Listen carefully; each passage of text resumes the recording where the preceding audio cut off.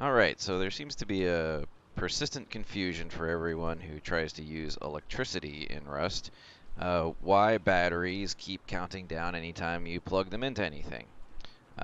Well, anytime a battery is under load, it will discharge. What is a load? Well, first, get your mind out of the gutter, and second, a load is anything that consumes power.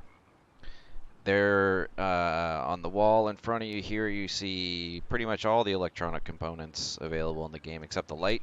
The light is absolutely a load, it consumes power. And everything you see here, except the two in the middle, the switch and the blocker, are loads. Every single one of these things, if you hook them up, they will make the battery count down. I will prove it. Take battery with 2 minutes of power, plug it into a splitter. You wouldn't think that would use power, would you? But there it goes. There's the counter counting down. Hook it up to pressure pad. Counting down. You'd think it would be a switch, but it's active somehow. Door controller. This one's pretty obvious. It actually uses power to open the door. It does, in fact, make the battery count down. Timer. Plug it in. Boom. Counts down. XOR switch. Boom. Counts down. And switch. Boom. Counts down. Or switch. Boom. Counts down.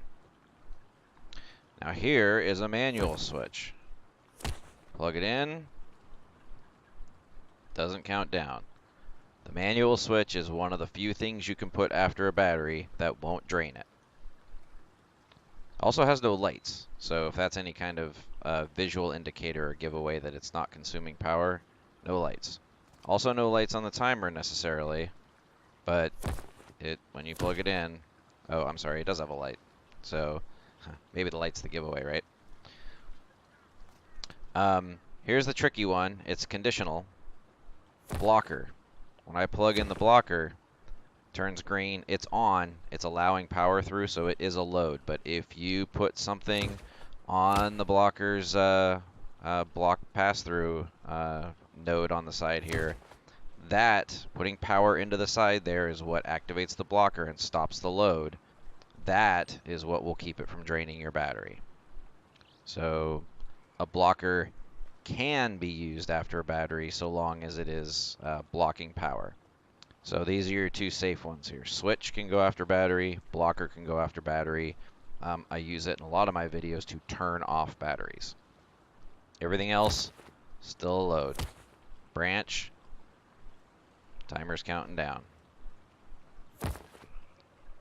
Root combiner, absolutely, timer's counting down.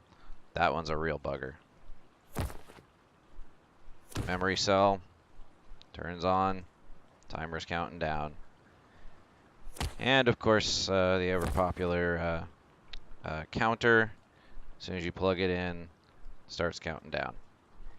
So everything here, including other batteries, if you plug it into another battery, the battery, you start charging the other battery that you've plugged into, so it becomes a load.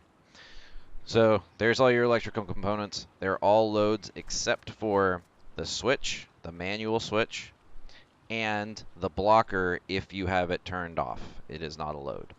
Everything else is a load just by being connected. Whether the timer's on or off, whether you're, counting or doing pass-through on the display, doesn't matter. Splitter, God only knows why. They're all loads.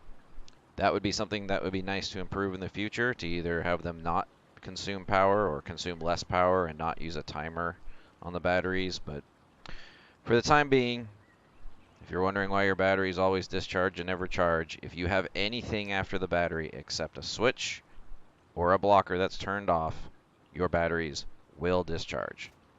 Period.